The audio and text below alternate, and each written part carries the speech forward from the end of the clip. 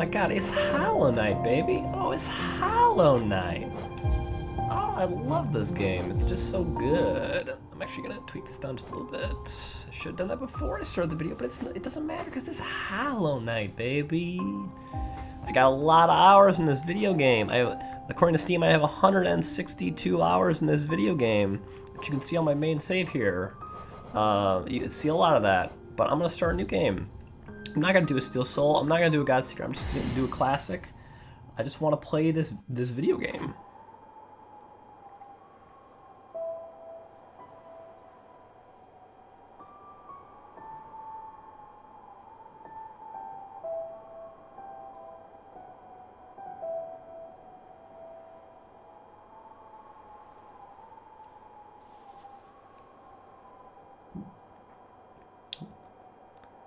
I don't want to push any button to skip it.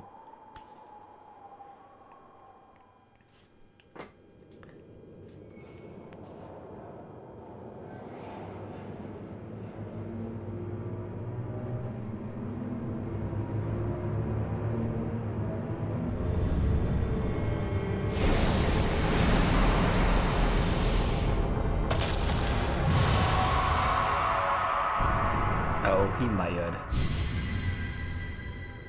He's so mad.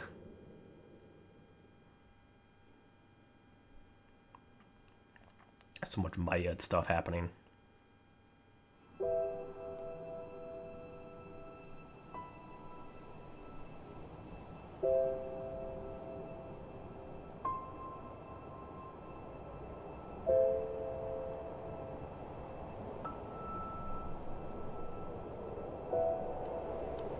Look at his little feet. Oh, look at his little feet. Sorry, it's little feet. The knight is genderless. That is specifically in canon.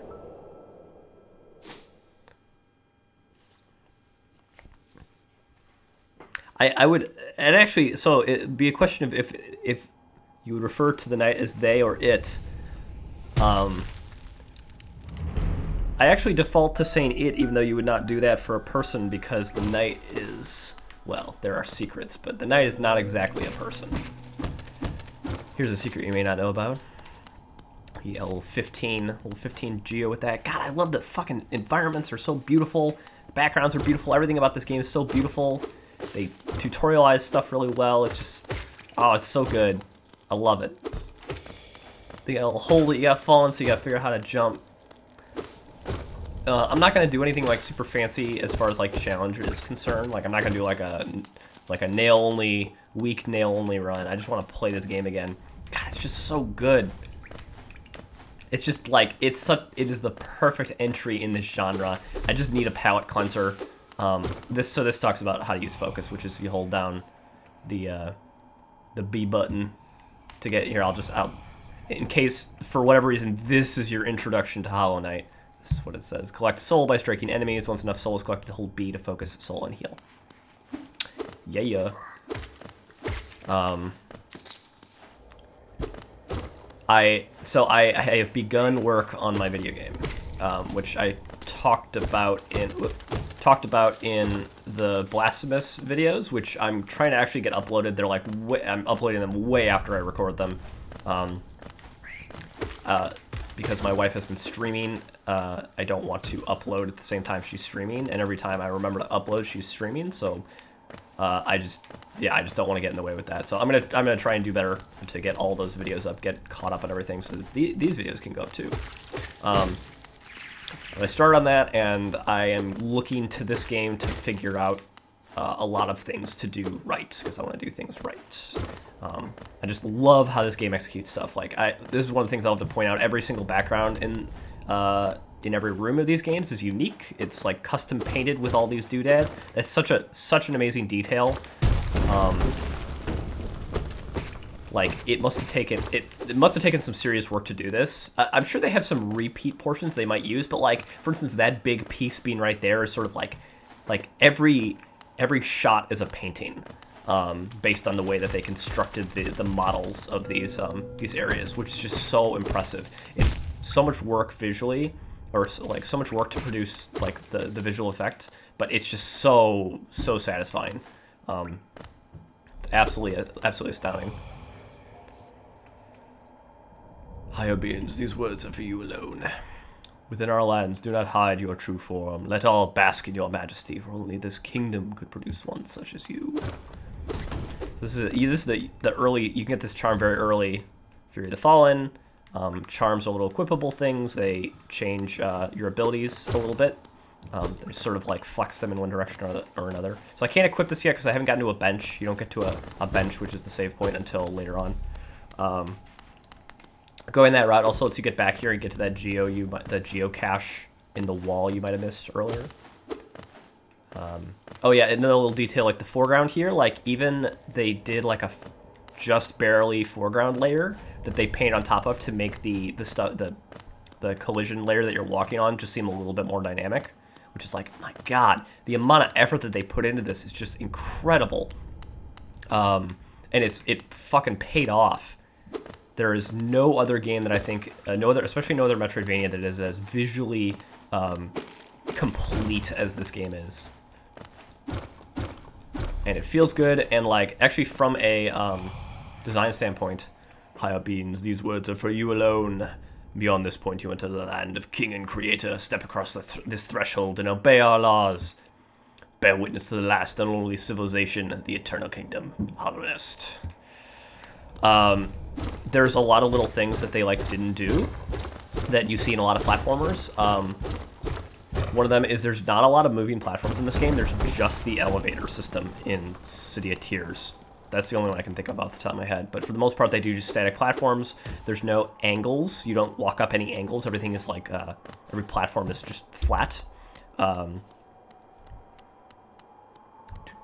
I love the little, like, little grass blowing away in the wind.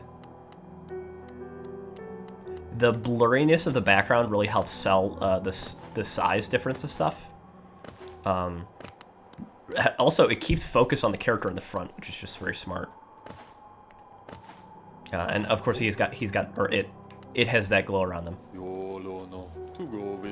Oh, hum, traveler. I'm afraid there's only me left to offer welcome. Our town's fallen quiet, you see. The other residents, they've all disappeared, headed down that well one by one into the caverns below. Used to be there was a great kingdom beneath our town. It's long fell to ruin, yet it still draws folks into its depths. Wealth, glory, enlightenment, that darkness seems to promise all things. I'm sure you too seek your dreams down there. Well, watch out.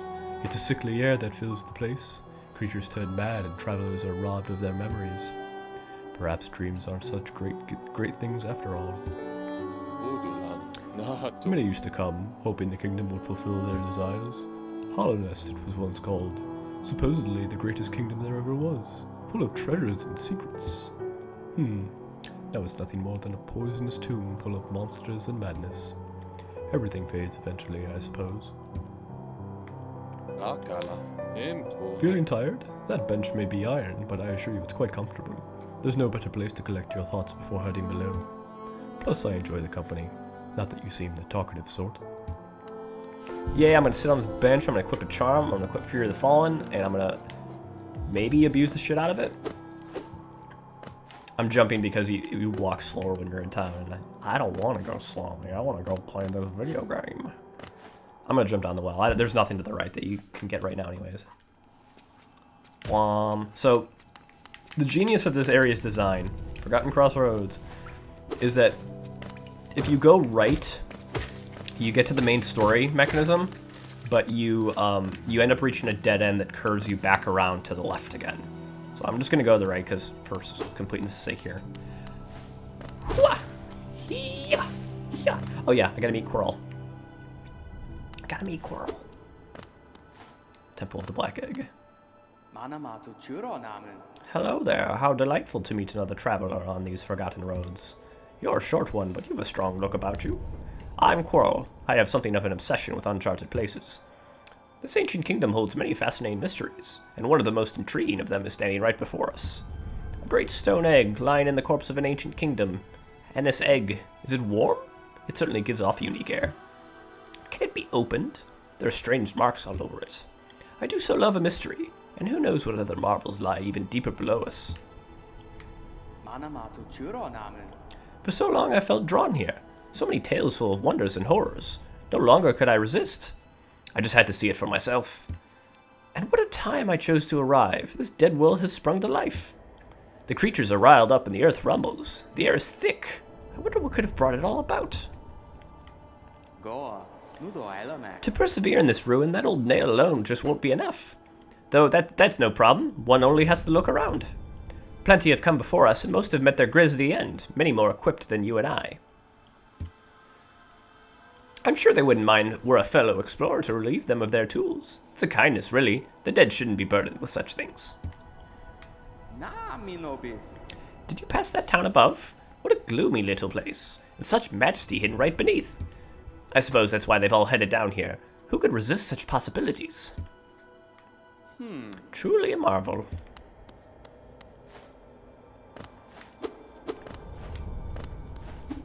Yeah, look at that background, man. Look at all the layers and shit. It's just fucking. It's so good.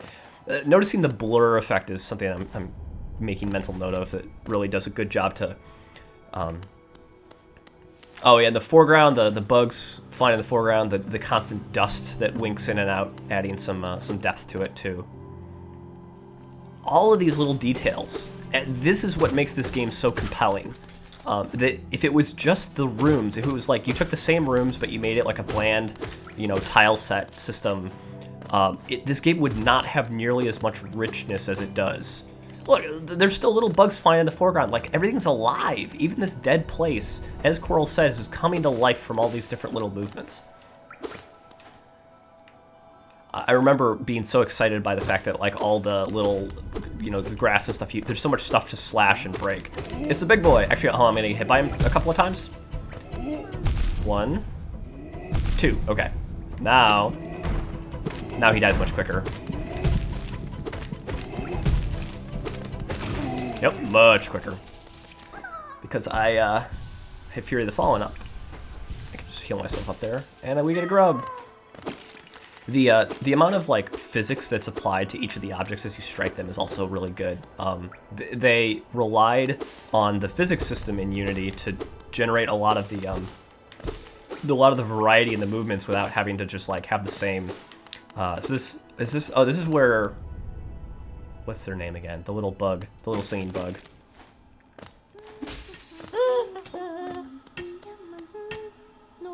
Oh, bury my mother, pale and slight. Bury my father with his eyes shut tight. Bury my sisters 2 by 2. And then when you're done, let's bury me too. Ha ha! Do you know that one? It's one of my favorites. We can sing something else if you like. You start singing and I'll join in. I bet you have a beautiful singing voice. Ha ha ha! So what are you down here for? If you came to get wealthy, just look around you. These mines are still bursting with riches. There's plenty for everyone. Just grab a pick and join in. Ha ha!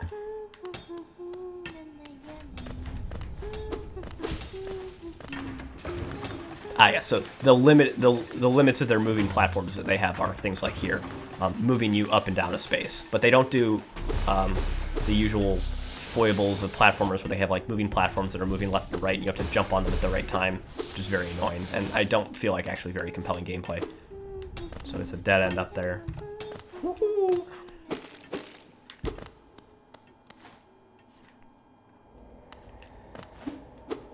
Yeah. Oh, also the color change, the subtle color change as you move into this area here, it moves towards more of a violet color. And then when you go back out here, it moves back towards the blue color. I don't know if that's a lighting. It seems like they did something with the lighting there, that they have sort of a light effect that they apply to the whole screen. And they use that in addition to whatever coloring they used on the tile set to create just a little bit more atmosphere for everything. It's like, holy shit, the level of detail in just nailing the atmosphere on this is incredible. Oh, the drippy's coming down, everything's dripping. Yeah, that thing right there, like that's specific to, let's see, is it specific to certain ones? Is it part of the animation for the,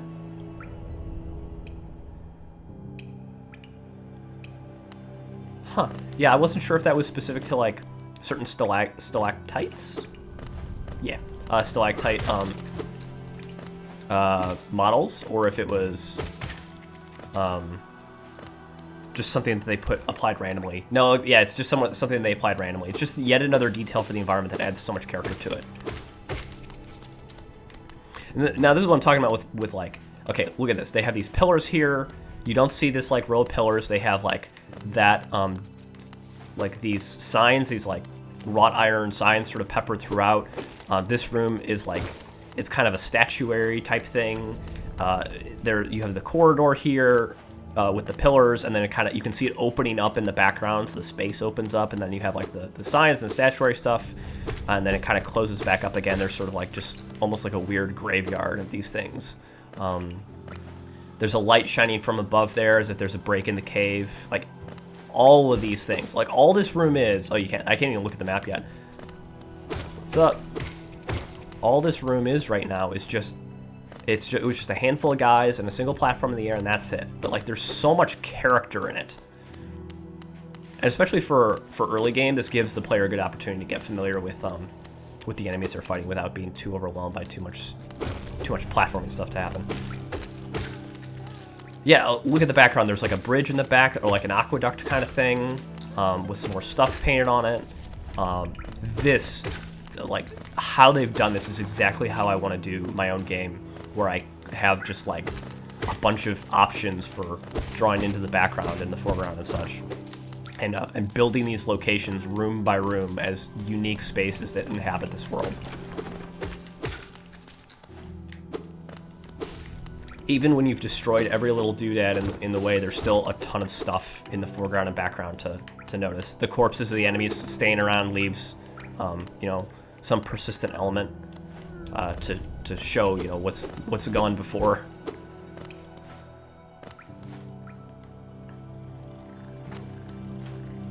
Oh, this room having, oh yeah, so the dust settling when you stand on these things, and the clicking sound of it settling down on like whatever track it's on, because these were clearly some kind of elevators.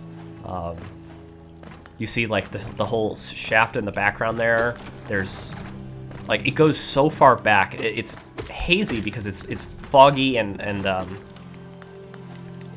fuzzy. Your vision is fuzzy back there because the camera's not focused on it. But you can still get this sense of like so much so much potential movement, so much stuff there. Whoop. And this is going to take us, if I go right here, this is going to take us back to the, yeah, that light up there is actually a signal that I didn't catch the first time I played. That there's a secret up there.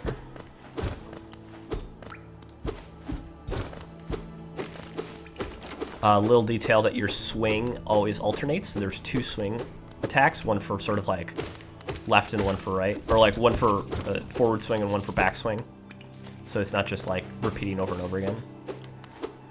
The timing on the attack is good too. It's quick and it's snappy, but it's not, you can't just spam the button. Like if you, like, it doesn't go fast enough. I'm gonna go to the Grubfather in a little bit. I'm gonna go do some other stuff first. The sound going like muted when you get hit first threw me off a lot, but I've grown to really appreciate it as a very different way to add impact to the to taking damage. Whoop. And it kind of gives you a moment too to be like, to like catch yourself. I really don't like it when in games you get hit and like you can take damage right away, like, or your iframes are just very low and you just go like, I got hit. Oops. Oh, so by the way, I'm doing this because you can do that to get in here early. That's a little sequence break I like to do. Yeah, this always seemed like this was a shortcut somewhere, but it's actually not. And the tink you're hearing is from the spikes, not from anything special. So there's a way up there. This is actually where they're supposed to teach you to use the camera to look down. But it's very possible to get here without that. I don't think there's actually anything up there. It's just sort of there. This is another, this is the way back if you're like, oh, I actually don't want to go here yet. You can do that. But it also has one of these statues. I love the mystery that these statues evoke so early on. You kind of You kind of figure out what they are later, but early on you're like, what are these things? And they're certainly a welcome because getting soul, when you're first learning and you take a lot of damage and you're like, I don't know what I'm doing, you know, it's nice to get some little bonuses here. So we have this corpse of one of these things, one of the Molochs. You have one to sort of like signal what's going to happen, you know, what's about to come, and then you have a big pile of them. There's like a field of them, a field of these corpses in the back. You're like, wow, that's a lot of these dudes. And then we get into this room, and it's like, uh-oh, one of them's still around. This boss really messes newbies up because it's really easy to get caught in that claw. And also, you don't... At first, when they do, like, the big barrage, you think you have to, like, go between a couple of them. Like, it's sort of a bullet hell thing. You don't realize that you're given way more than enough time to jump over it. To, like, jump onto the platform and then jump over the thing. Uh-oh. So this is a really good early game boss. It's got a lot of stuff going on. Like, it only has 3 abilities. It's got the swipe for when you're in range. It's got 4 abilities. It's got the stuff that shoots out at you, and then it's got the leap, and then it's got the barrage, and that's it. Which is kind of a lot of stuff for an early game boss. Uh-oh, I'm getting hit. Yeah. But it's good. It gives you some melee, it gives you some range, it punishes all the right spots. So there's no, like, cheese for the player to do here. And it keeps you active. Like, you have to be mobile pretty much the entire fight. You have to move back and forth to stay out of the claw. You have to, like, dodge the bullets that are raining down. You have to switch sides. You have to be ready to move out of what position you were already in. Like, it's very good. It's a very diverse fight. And I've seen, especially for newbies, it's very challenging, so I don't feel like it's too simple. I feel like if it had one fewer things, it would be too simple. Like, if it didn't have the normal barrage... Oh, wait, hold on. Oh, hello there. Come down to explore these beautiful old ruins? Don't mind me. I have a fondness for exploring myself. Getting lost and finding your way again is a pleasure like no other. We're exquisitely lucky, you and I. I'm a cartographer by trade, and I'm working on mapping this area right now. Would you like to buy a copy of my work so far? I will purchase a map of the area. Acquired map. A map can be a useful thing, but it alone won't show you where you are. If you've not the head for directions, I suggest purchasing a compass from my wife, Iselda. She's just now opening our new map shop in Dirtmouth, selling all sorts of useful things to wanderers like yourself. She'll even sell some of my old maps from time to time. I pop back to see her whenever I finish mapping an area. She's always so excited to see me. Oh, by the way, I haven't introduced myself, have I? Yes, I should apologize for that. When you spend a lot of time by yourself, with just your own thoughts, you forget the niceties of conversation. My name is Cornifer, and I've always loved exploring the world. Why, when I first hatched, I wandered off immediately, leaving my brothers and sisters and poor mother behind. That's why as soon as I could, I moved to Dirtmouth with my wife. A huge, unending kingdom to explore right on our doorstep. Who could resist? Anyway, I'll let you return to your travels. With a little luck, we'll meet again. Be safe and farewell. Thanks, Cornifer. He's a nice guy. How are you finding my map? I've tried to fill out as much as I can, but every map is a work in progress. If you'd like to fill out some of the map yourself, you can purchase some mapping supplies for my wife up in Dirtmouth. We set up a little store to help make ends meet. I actually love the map system in this game. I think it's really great. I know there's a lot of people who... Yeah, see, it just shows you sort of like a loose structure of the area. It doesn't show you where you are, and it doesn't show you where you've been yet. You have to get the compass for the first part, and then quill for the second part. But it does show you where Cornifer is there. So if you know that, you can kind of read it. So the feedback I've seen, the criticisms I've seen are people who get really lost do not like this map system because they get into an area and they're like, I have no idea where I'm going, and I feel like okay, hold on, got it. Like I have no idea where I'm going, and I get super lost, and I can't figure it out, and like, I mean, the good design is where you don't have to play the UI. And I feel like the map structure here does a pretty good job of not forcing you to... So, hold on, let me kill that dude. There we go. There's going to be a thing here. Yeah. I don't know. For one, actually, no, I will say that I love the fact that you actually look at the map in world like this, that it doesn't pause the game. You can pause the game. Oops. You can pause the game and look at the map. That is a choice. You can do it like that, too. But you can also do it like this, and the knight pulls out its little map, and it's looking at his little map. It's extremely good, and I love it. I love it to death. Both the knight and the little character of looking at the map that they've got. There he is, humming up there. I don't need the quill or the compass because I've played this game a zillion times, so I'm not going to worry about getting them. But yeah, people, let's see. People want to be able to just unlock a map and know, oh, this is clever, by the way. You hit this thing, and the wall breaks. In fact, the number of hits it takes to break the wall is fewer than the number of hits it takes to break the geode, so the chance is very high that you'll not break the geode before you break the wall there. You can also use this as a shortcut to get to this spa without having to fight the little flies first. Yeah, there's a lot of people who, they just don't have a great sense of direction, and they don't really like playing mapless. I love the big background for those, too. Big old fountains. I mean, if you have a hard time navigating, it's sort of weird to me that, like, if you really like Metroidvanias and you have a hard time navigating, that's such a weird mix of stuff. It's like, really liking rhythm games, but having no rhythm, almost, in a way. Like, I guess you like the end result or the experience without necessarily being excellent at it. I don't know. I have a very easy time myself navigating, so obviously there's some far end of the Dunning-Kruger slope going on that I just... And not just like in this game, but in games in general. Though I guess you could always look at any of the playthroughs I've uploaded so far and see that that is not always the case. Though I don't recall getting like specifically lost anywhere in Rain World.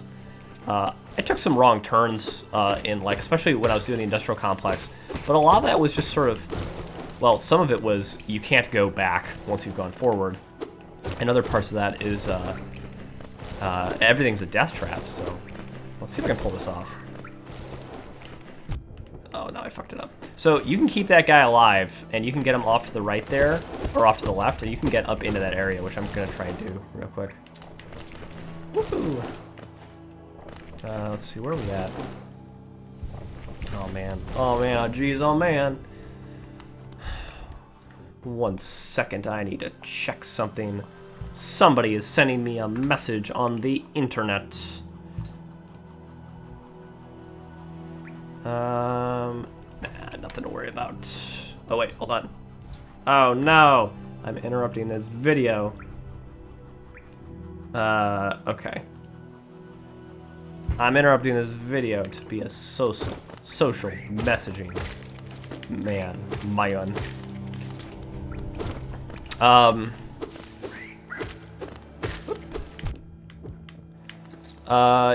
Yeah, I don't know. I guess I'll just come around and say that I don't sympathize too deeply with criticisms that this map structure is difficult if you don't know where you're going, or like you're not good at navigating, because like part of the fun of these games is exploring them and getting a little bit lost.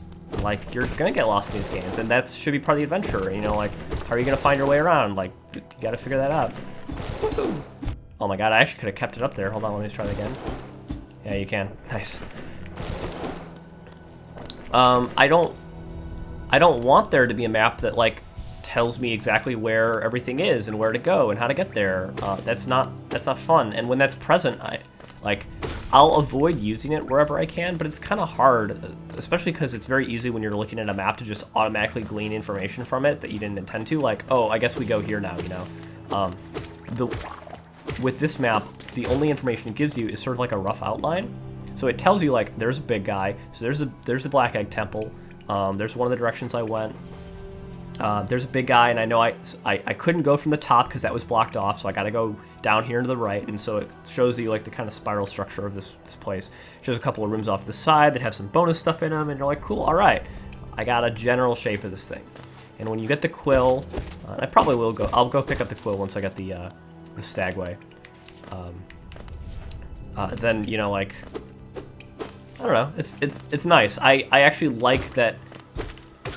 Because, okay, look at something like Metroid, Super Metroid, where you can get... They have a map station. Actually, I would say Super Metroid system is pretty much exactly like this, in the sense that Super Metroid will give you a rough outline of the rooms, but it won't give you the whole map, and it certainly won't give you all the secrets and stuff. Actually, Jesus, now that I think about it, this is very much just this. Even Symphony of the Night only gave you a rough outline. You shouldn't really be getting the entire map from anything. No, is there any game that actually does that? I guess, I don't know. I don't even know what I'm railing against at this point. I really like this system. Oh, I went past the stagway. Oops. I really like this system, and I don't have any plans of doing the same thing in my own game, or even necessarily something similar. I'm trying to figure out how I want to do the map structure. Or I should say, okay, I want maps to be similar to how they do it in here, where the rooms are not angular in the sense that they are not like obvious collections of like this room is, you know, 5 rooms tall. Like when you look at Axiom Verge's map, the rooms are like the room is 5 rooms tall, or you know, it's a 1x2 or a 5x1 or something, like a tall shaft. Pink, ping, ping, pong. Got it. I don't want rooms to be like that. I like that the rooms are sort of oddly shaped here, and that they have little crevices and corners, and that's just how the map represents them. One thing that this game does need to do better about its map structure is that when you go into some big rooms, it'll show on the quill that you visited the room, or it'll show like the whole room as if you explored the whole room, but it won't tell you that you actually only popped in. And that, for instance, has gotten some people messed up on, there's a key later on that you find in a dead end, that the dead end is part of a larger room. And so if you don't have the map pins and you don't pin that area and you mark it as like a I need to come back here later sort of thing, then you'll probably miss that and you'll just be like searching forever for it. So like that was definitely a misstep. And this was also pre when they added the pin system, which is good. And I do think that they should have those. I was not super happy with the pin system in Axiom Verge. Pin system in this one's good because they give you different color pins. They give you a few of them. They kind of have an in-world reason for not giving you like a zillion, because it's like a literal pin you're sticking on your map, which is cute. Okay, stagway time.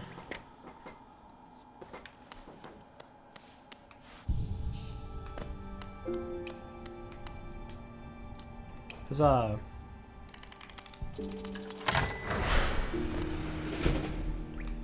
Bing bong. Ding ding. Oh, I love the little bell.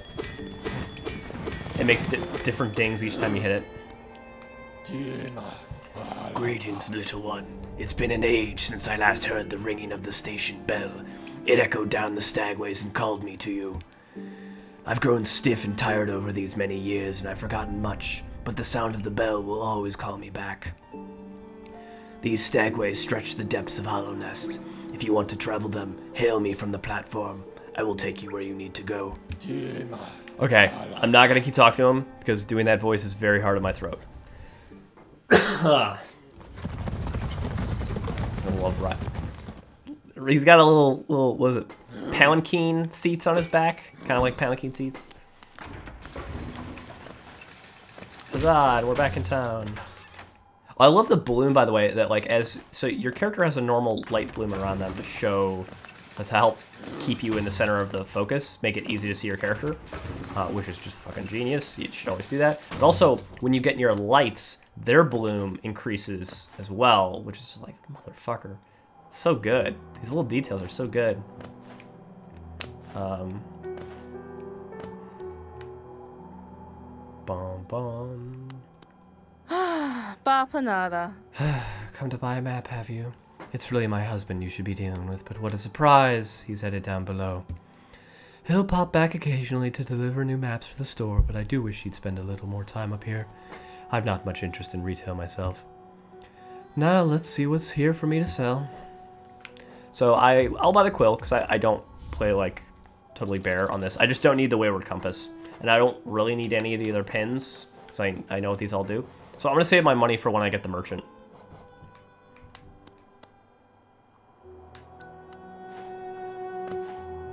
Alright, so I set the bench. Boom! A map updated. Ah.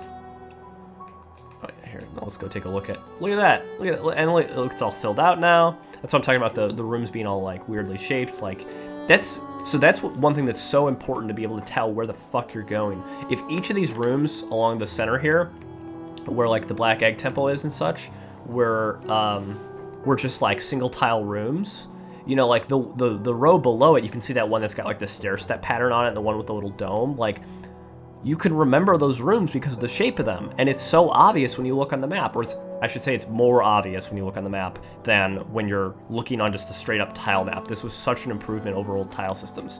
At very least, the one thing I want to take away is I do not want a bare tile system for the map, whatever map I use. And I think I'm going to call it right here, because it's already a little bit late for me, and I still have some dishes to do, and I'm having a great time, though. I don't know how many episodes of Hollow Knight I'm going to do. I mostly just want to replay it to kind of just poke at it from a design standpoint, and it's just a beautiful game, and I love playing it, but I've beaten it a lot, so I don't know. There's not really much reason for me to beat it again. I don't know, if you're a random stranger and you're watching this sometime in the far future of 2020, and you want to see me play more Hollow Knight and just totally rave about it the whole time, then you, that singular human being, you tell me, and I'll keep doing it just for you. But otherwise, I'm pretty good with this. So, thanks for watching. That's not to say it's gonna be the last one, but I'm gonna probably not do the entire game unless I get some momentum built up. So that's your first and only warning. It's not, but anyways, thanks, goodbye.